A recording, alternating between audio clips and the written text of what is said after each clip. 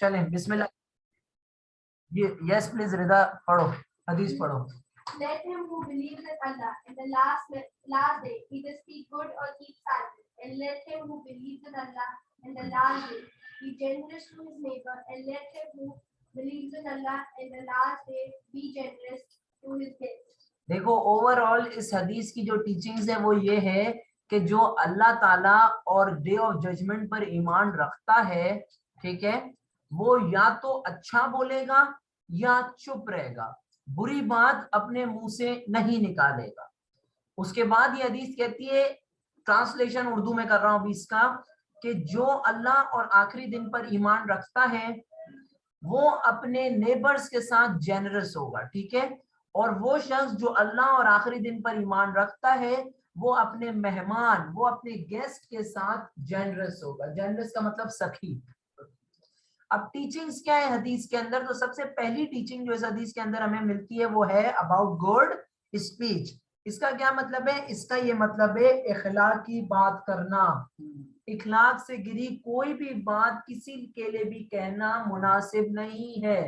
Muslims should not use unethical speech. इसको लिख लें अपने पास, Muslims should not use unethical speech.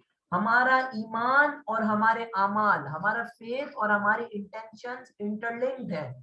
पहले भी मैंने आपको इस चीज का जिक्र किया प्रीवियस हदीस के अंदर। एक सच्चा जो मुसलमान होगा वो अल्लाह में पुख्ता यकीन रखेगा, फर्म फेथ रखेगा अल्लाह और यौमुद्दीन। यौमुद्दीन का मतलब कयामत का दिन, द डे ऑफ जजमेंट या द डे ऑफ रेजरेक्शन। एक ईमानी शख्स, ये हदीस हमें समझाती है, कभी किसी के बारे में बुरा या झूठ नहीं कहेगा। एक ईमानी शख्स हमेशा सच कहता है और दुनिया की बुराइयों से गुरेज करता है। He tries to abstain himself or restrict himself from the vices of this materialistic world. vices का मतलब होता है बुराई, ठीक है। इस हदीस के जरिए क्लियर हो जाती है ये बात, बिल्कुल वाज़े तौर पर रसूल अल्लाह इस हदीस के जरिए हमें ये समझाते हैं कि एक मुसलमान जो है वो अपने अमाल की वजह से जाना जाता है। एक मुसलमान बराए नाम अगर जो है वो मैं कलमा अदा कर लेता हूँ मुंह से, तो it is not of great use until my heart is also a Muslim. Until I submit to Allah from the bottom of my heart, I cannot become a true Muslim.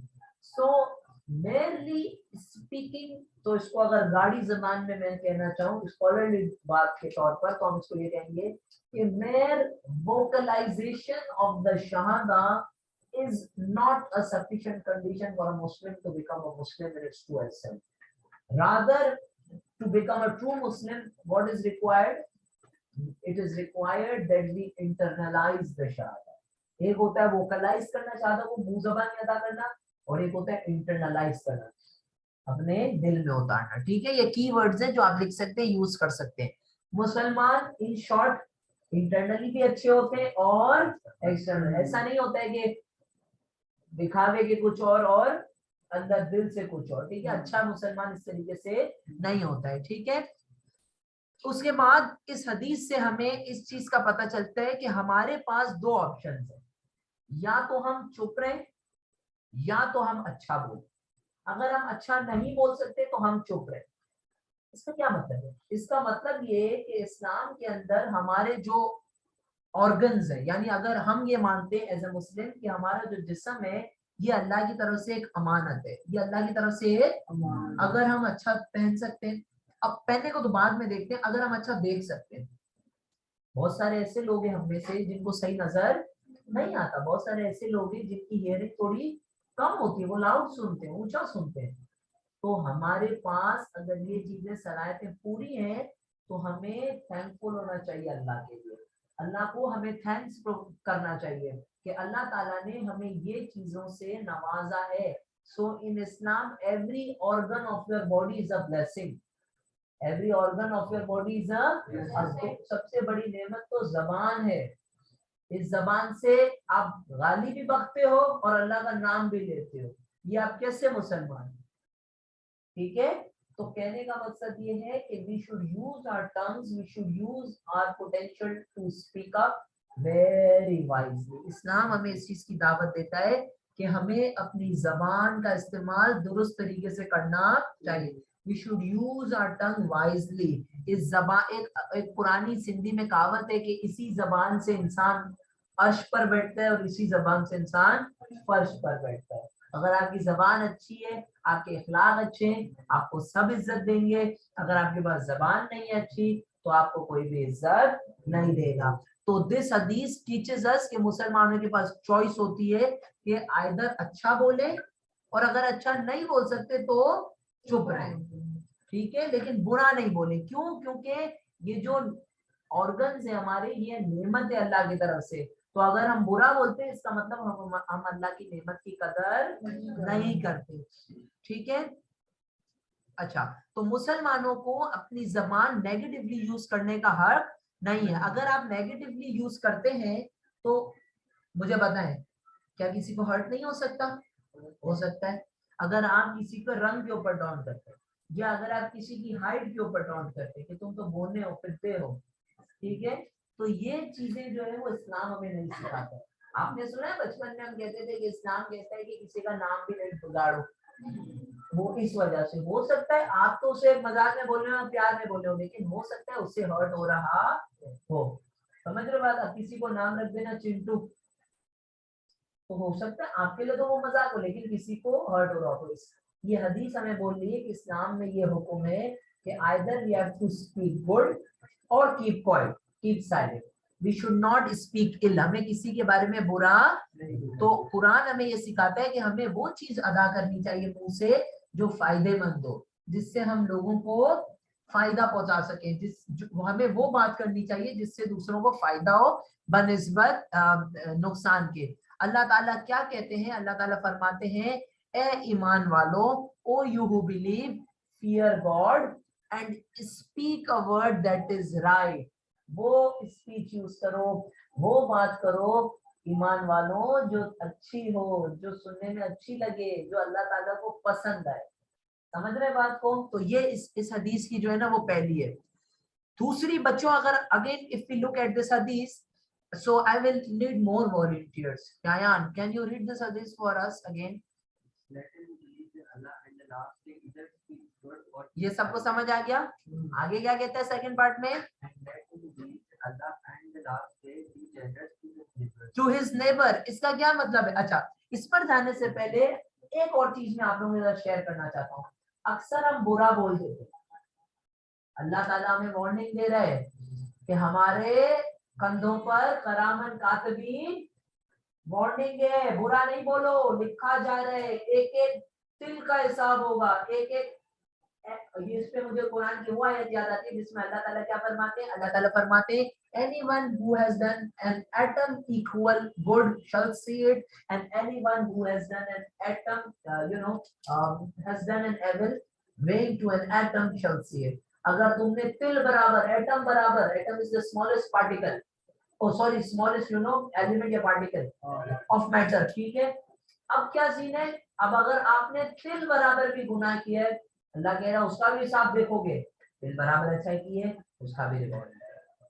तो इससे हम, तो मैंने इस बात को इस चीज से कनेक्ट किया, या हदीस हमें सिखा दी, या तो अच्छा बोलो या चुप रहो। क्यों कह रही है चुप रहो? ये नहीं कह रही है कि अच्छा कहो, साथ में वार्निंग भी दे रही है, डिस्क्लेमर दे रही है ये हदीस हमें कि चुप रहो अगर अच्छा नहीं बोल सकते तो। क्यों? क्योंकि बुरा बोलोगे, हर्ट करोगे दूसरों को, और तुम्हारे आमाल में बुराई लिखी जाएगी। करामन कातिबीन, कौन बताएगा कौन सा करामन है कौन सा कातिबीन है? नहीं, कितने नल्ले हैं आप लोगों को बता के भी नहीं। जी बता दें। करामन कातिबीन का एक ऐसे नहीं होता, दोनों का वर्ड करके बोलते हैं राइटिंग स्टाइल। नहीं, राइटिंग नहीं, डिवाइन या ऑनरेबल स्क्राइब्स। करामन कातिब, कातिब का मतलब होता है लिखने वाला, करामन मींस ऑनरेबल, ऑनरेबल स्क्राइब्स। ये ऐसा नहीं है ये करामन है कातिब, ऐसे नहीं, अक्सर बच्चे मिस्टेक करते हैं, ठीक है। सो कुरान कहता है हमें अच्छी बात करनी चाहिए, ठीक है। Whatever we say, we are responsible for that। अगर किसी को हर्ट होता है तो उसका जिम्मा किस पे आएगा? हमारे ऊपर आएगा। कुरान में अल्लाह ताला क्या फरमाते हैं? Not a word does he utter, but there is a watcher by him ready to record it। अल्लाह ताला बोलते हैं कि हमारा एक एक वर्ड अल्लाह ताला रिकॉर्ड करें, ठीक है। इसलिए मुसलमानों को चाहिए कि वो अपनी स्पीच हेल्दी रखे। मुसलमानों को चाहिए कि वो या तो अच्छा बोले या चुप रहे। अगर कोई ऐसी सिचुएशन आती है जिसमें इसके पास अच्छा बोलने का ऑप्शन नहीं है, तो मुसलमान को चाहिए वो क्या इख्तियार करे, खामोशी इख्तियार करे, ठीक है। Yes please. जैसे मतलब कहते हैं कि जैसे है कि चुप रहो, हाँ तो जैसे कहते हैं अगर कोई बुराई हो रही हो तो उसमें चुप रहना भी उसमें गुनाह करना। क्या बेटा? जैसे मतलब कोई तो मैंने यहाँ पर कहा था कि बुराई हो रही है उसमें चुप रहो। नहीं, मतलब फॉर एग्जांपल ऐसा हो रहा है तो यही तो कह रही है हदीस, हमें समझा ही ये रही है। यार can you please just get rid of that pen, because it's really disturbing me. हम यहाँ पर ऊंचे दर्जे पर बात कर रहे हैं और आप वो पेन को टक टक टक टक टक टक बार बार। So it's a very good question. Rina ये कह रही है अगर कोई बुराई हो रही है उस मामले में आपका क्या ख्याल है?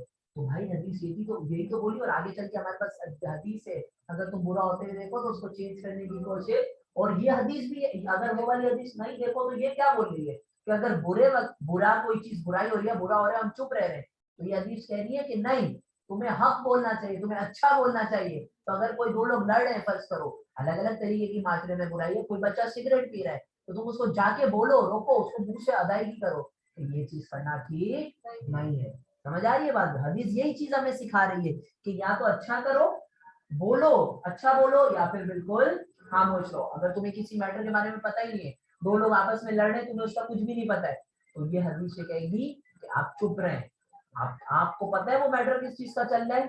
नहीं, विदाउट इंक्वायरी, आप विदाउट नोइंग बोले नहीं, क्योंकि यू डोंट नो कि वो मैटर क्या है। तो इस अल्लाह ताला की आयत है ना कि आप जो मैटर आप कह रहे हैं, आप मुंह से अगर अदा करते हैं तो आप हो सकता है आपने कुछ ऐसी बात बोली जिस वजह से लड़ाई सॉल्व होने की जगह बढ़ गई, ये आपके ऊपर जिम्मा है, ठीक है। सो अच्छा, तो मुसलमानों को ये चाहिए कि अगर कोई ऐसी सिचुएशन है जिनके अंदर उन्हें नहीं पता किसी चीज का, तो वो अपना मुंह बंद रखें। और यहाँ तक के जिसने ये हदीस ना सुनी हो, तो मैं उसके लिए बयान कर दूं हदीस। रसूल अल्लाह की ये हदीस है कि जिसने अपने दांतों के बीच जो चीज है उसको और अपनी टांगों के बीच जो चीज है उसको काबू में रखा, उसको मैं जन्नत उससे वादा है मेरा। इसकी तरफ इशारा है, जबान एंड कॉपुलेटिंग ऑर्गन, ठीक है, हमारे जबान और हमारे सेक्स ऑर्गन्स की तरफ इशारा है। इंसान दो चीजें जिसको काबू में नहीं रख सकता, एक हमारी सेक्स डिजायर और एक हमारी जबान। ये एक ऐसी चीज है जिसको अगर आपने काबू में रखा तो आप पार हो गए, यू हैव अटेन्ड सैल्वेशन। अल्लाह कहते हैं जन्नत होगा, ये रसूल अल्लाह की हदीस है, ठीक है। कोई मसला है यहाँ तक? ये सही हाँ, ये सही बुखारी की हदीस है। रसूल अल्लाह फरमाते हैं, whosoever gives me a guarantee to safeguard what is between his jaws and what is between his legs, I shall guarantee him Jannah। सही है। रसूल अल्लाह क्या फरमाते हैं? जो शख्स इस चीज की मुझे गारंटी दे कि वो अपनी जबान और अपने सेक्स ऑर्गन्स को काबू में रखेगा, वो जन्नत, उसको जो है वो जन्नत मिल जाएगी, ठीक है। और यहाँ पर इसका क्या मतलब है कि सेक्स ऑर्गन्स को काबू में रखेगा?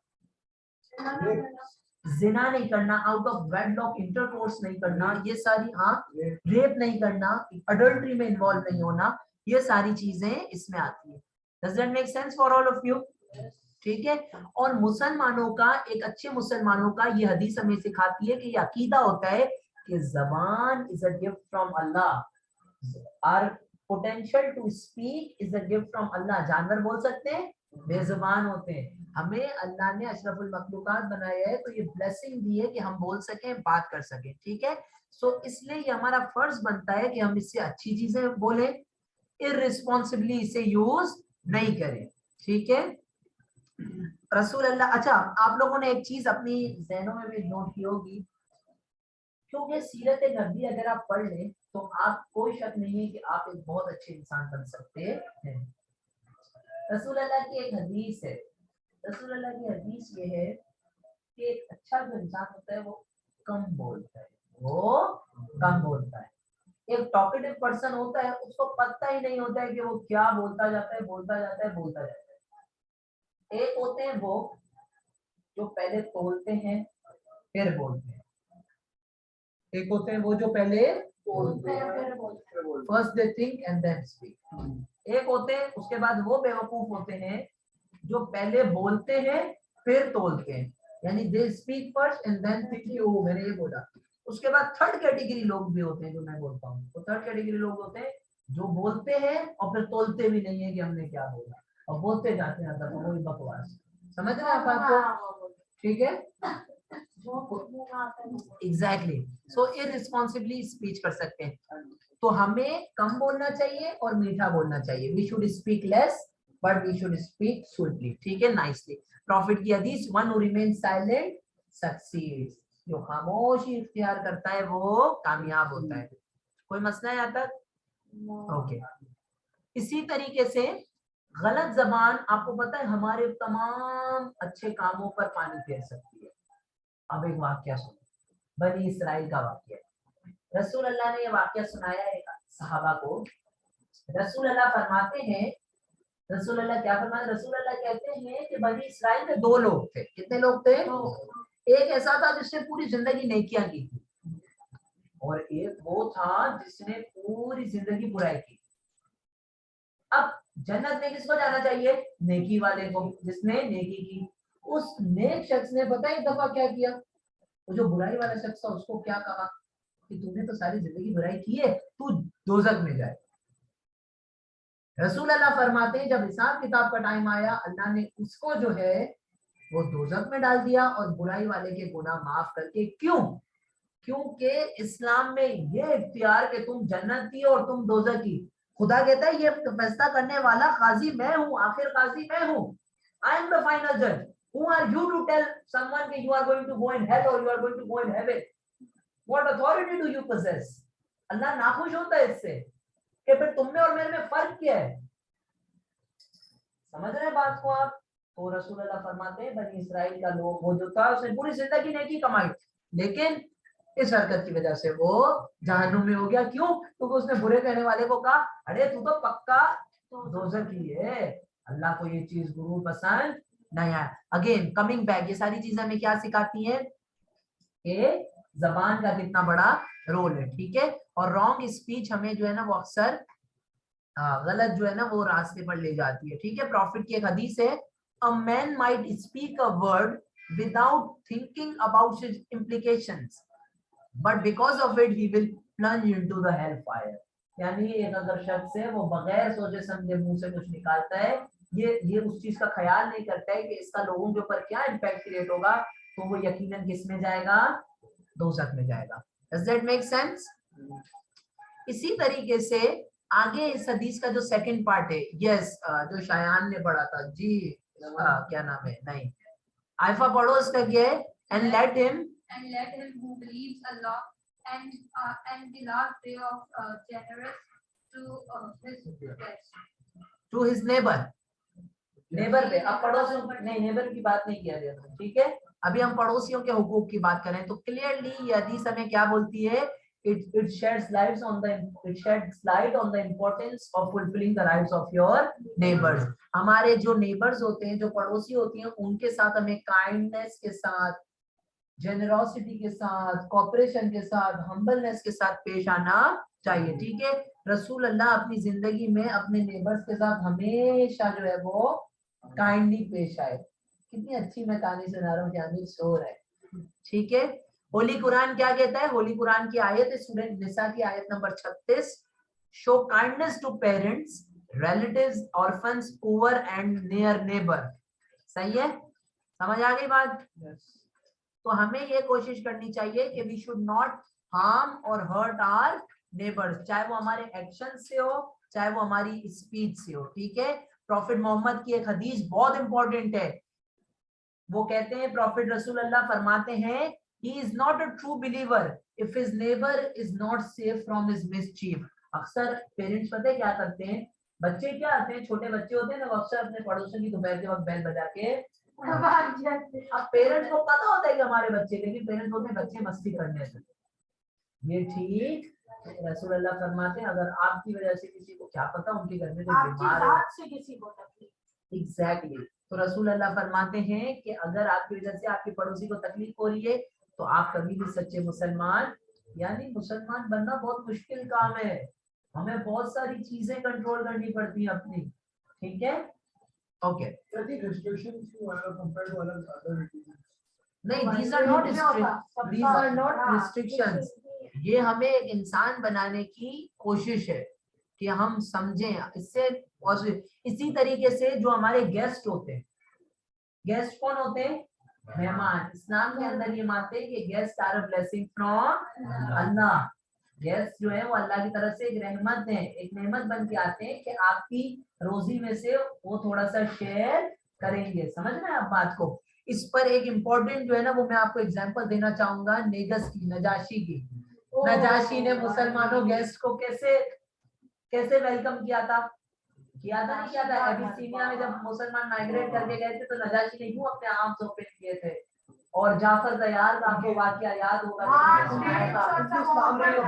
मरियम की तिलावत की थी उन्होंने किस तरीके से। और फिर रसूल अल्लाह ने जब नेगस की डेथ हुई थी तो रसूल अल्लाह ने नमाज जनाजा पढ़ाई थी, और नमाज जनाजा पढ़ाई गई तो पूछा, और रसूल अल्लाह ने क्या बोला? आज तुम्हारा एक भाई इंतकाल फरमा गया, शहीद हो गया। इतना बड़ा रसूल अल्लाह ने दर्जा दिया नजाशी को, उसने इस्लाम कबूल कर लिया था। रसूल अल्लाह ने उसका दर्जा मुस्लिम के बराबर, उसने बोला रसूल अल्लाह ने कि ये जो उन्होंने फरमाया कि जो नेगस से he was one of us, और रसूल अल्लाह ने उनकी नमाजें, ये वाहिद ऐसे शख्स हैं जो जिसकी बॉडी सामने नहीं थी लेकिन रसूल अल्लाह ने उनकी नमाज जनाजा अदा नजाशी की, किंग ऑफ एबिसीनिया की। सही है, फ्यूनरल पढ़ाई थी रसूल अल्लाह ने उनकी। समझिए बात को? तो कहने का मकसद ये है क्यों इतना बड़ा ऑनर मिला उसे, क्योंकि उसने मुस्लिम गेस्ट को इतने अच्छे तरीके से ट्रीट किया था। तो रसूल अल्लाह ने बोला ये हमने से था, ठीक है। तो आप लोगों को ये जो है जी बेटा, यस, इस्लाम कबूल किया था। सो कहने का मकसद ये we should be hospitable to our guest because Islam teaches us that guest are a blessing from Allah. Oh sorry, ठीक है, कोई मसला यहाँ तक? इसी तरीके से दो इंटरेस्टिंग हदीसें मैंने आपके सामने, दो इंटरेस्टिंग हदीस आपके सामने, अगर जो just come to the last portion of this part, के इतने हक हैं नेबर के, पड़ोसी के, कि रसूल अल्लाह फरमाते हैं एक बार जिब्रील अमीन मुझ पर तारी हुए, मुझ पर आए, मुझ पर उनका नुज़ूल हुआ, वो मुझे राइट्स ऑफ नेबर्स बताना शुरू किए। इतने बताए कि वल्लाह मैं इस सोच में पड़ गया कि बस अब ये रह गया कहना जिब्रील अभी ये फरमाएंगे कि अपनी प्रॉपर्टी में से भी उसको हिस्सा, इनहेरिटेंस में से भी, यानी कि इनहेरिटेंस का मतलब होता है कि आप अपनी डेथ के बाद अपनी चीज किसको देना चाहते हैं। तो इतना दर्जा है पड़ोसियों का, और हम क्या करते हैं? दे मार ये हरकतें करते रहते हैं, ठीक है। और इसी तरीके से सही बुखारी के अंदर रसूल अल्लाह की एक ये भी हदीस है, जो ईमान रखता है अल्लाह पर और आखिरी दिन पर, उसको अपने मेहमान को प्रॉपर तरीके से ट्रीट करना चाहिए, हॉस्पिटैलिटी के साथ। Does that make sense? तो ये इसकी टीचिंग्स है। अब ये जो सारी टीचिंग्स है इनमें से तुम्हें कोई से भी 2 पॉइंट लिखने, ठीक है, मैंने डिटेल में तुम लोगों को नोट्स दिए हैं, सही है। Does that make sense? 2 mark का आता है, ठीक है, 2 मार्क के एक आता है, ठीक है, यानी टोटल ये 8 मार्क का आता है। तो 2 मार्क का कितना? लेट्स 2 मार्क का 1 पॉइंट होता है। Let's move on. Okay, explain how Muslims can put these teachings into action, यानी हमें इसमें ये बताना है कि किस तरीके से हम अपनी इन ये जो टीचिंग्स है, अच्छा चलो रिकॉल करो टीचिंग्स क्या है, समरी करो। अच्छी ज़बान, पड़ोसियों के हुकूक और गेस्ट के राइट्स और उनके हुकूक की बात की गई है, ठीक है।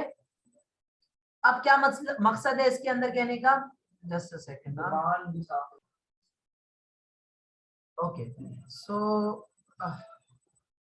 मुसलमान इन जो टीचिंग्स हैं इनको अपने प्रैक्टिकलिटी में किस तरीके से उतार सकते हैं।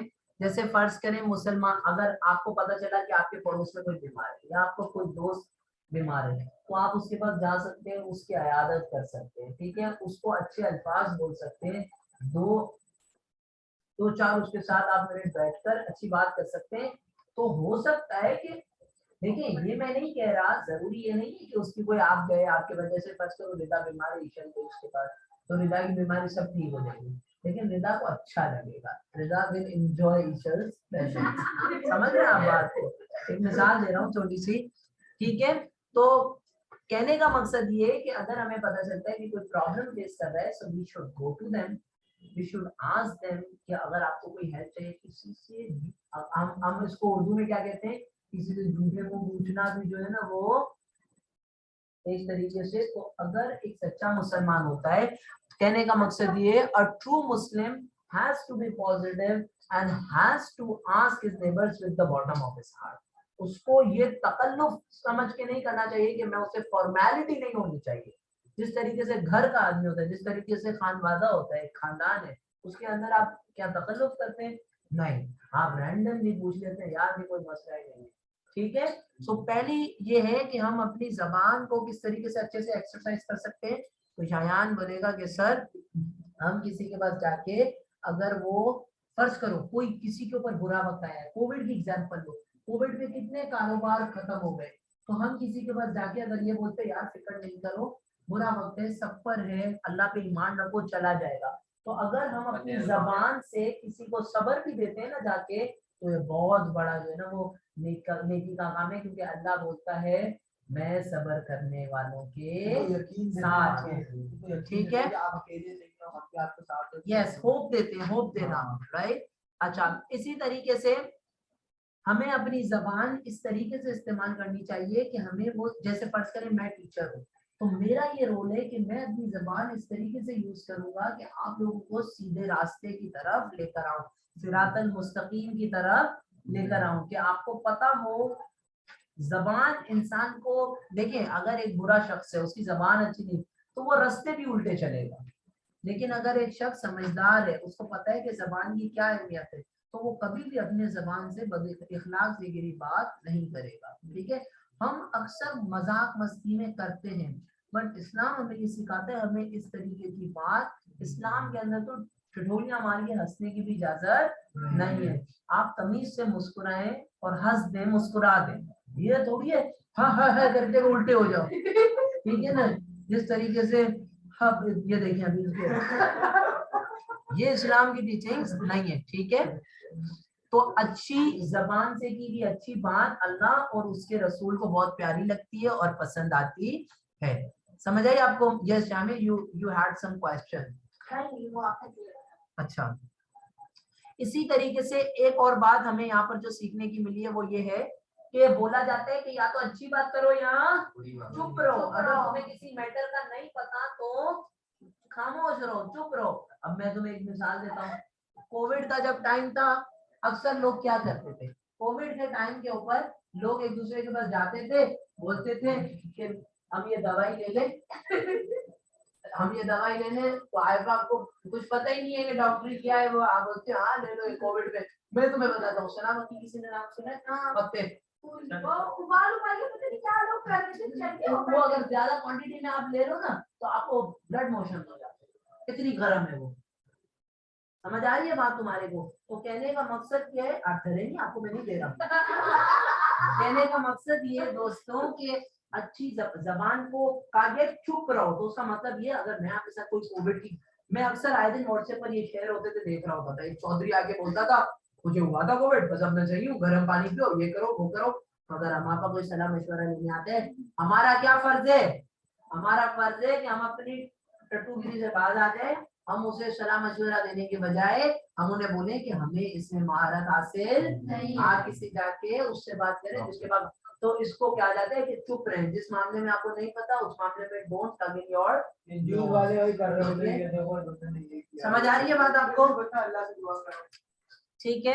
इसी तरीके से आप लोगों ने देखा होगा कि जब कोविड नया नया आया था तो बहुत सारे रूमर्स फैलते थे, क्योंकि मैं लोगों को सिर्फ इतना बोलता था यार अभी रिसर्च ही पूरी नहीं हुई है, WHO कुछ नहीं बताता, इससे पहले यहाँ पर अनाउंसमेंट हो जाती है। सर वो हॉस्पिटल वाले जबरदस्ती लोगों को मार रहे हैं, इस तरीके के रूमर इसमें अल्लाह ताला की तरफ से क्या हुक्म है क्या इख्तियार करो?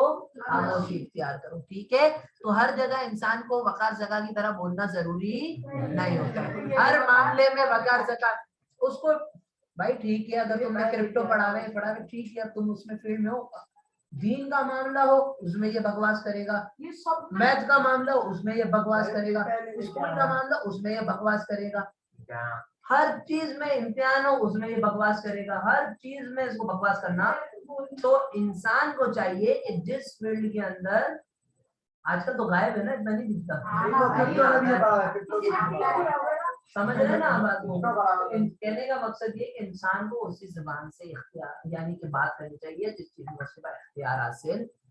Does that make sense for you all? अच्छा, और फिर इस अच्छी जबान को अच्छी तरह इस्तेमाल करने का एक और प्रैक्टिकल एग्जांपल क्या है, कैसे एक्शन में डाल सकते हैं इसको? सबसे बेस्ट यूज इंसान की जबान का अल्लाह का जिक्र और रेसिटेशन, तिलावते कुरान है। समझ आई बात आपको? ठीक है, और इसी तरह किसी को कुरान की बात करना, टीचिंग्स देना, ये भी एक बहुत अच्छा जबान का यूज है। अगर वो हमारे मुस्लिम ना हो तो उसको वो बता सकते हैं, आप शेयर तो कर सकते हैं ना। ठीक है, इसी तरीके से नेबर्स वाली जो बात थी उसमें हम कैसे एग्जांपल दे सकते हैं? हम नेबर्स में अगर कोई बीमार है उसके पास जाएं, उसे दवा का पूछे, उसका हाल पूछे, उससे खाना एक्सचेंज करें, क्या आज हमने बनाया था, आप थोड़ा सा हमारी तरफ से जो है उससे टेस्ट। ठीक है, तो इस किस्म की जो चीजें, we should be welcoming towards our neighbours. बहुत सारी दफा ऐसा होता है, मैं आपको अपने नेबर्स की एग्जांपल देता हूँ, दे आर फ्री, वो हमसे हमेशा कोई ना कोई चीज जो है ना वो पूछ लेते हैं, वी आर ऑलवेज वेलकमिंग।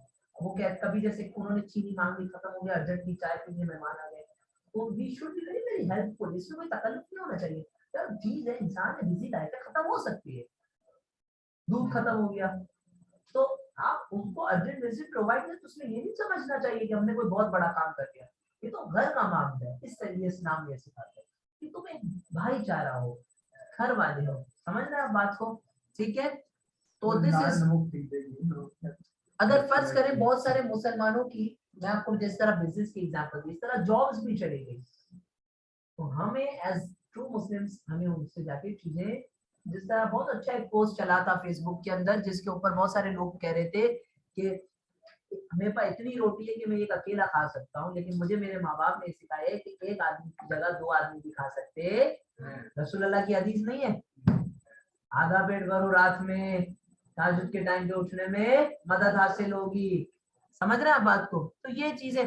और इसी तरीके से रसूलुल्लाह की एक हदीस है, he is not a true believer who fills his stomach and his neighbor is hungry। चाहिए इसी तरीके से मेहमानों के लिए, अगर कोई हमारे यहाँ पर मेहमान आता है तो हमें मेहमानों के लिए क्या करना चाहिए? अकोमोडेशन है, रहना है, खाना पीना है, ये सारी चीजें।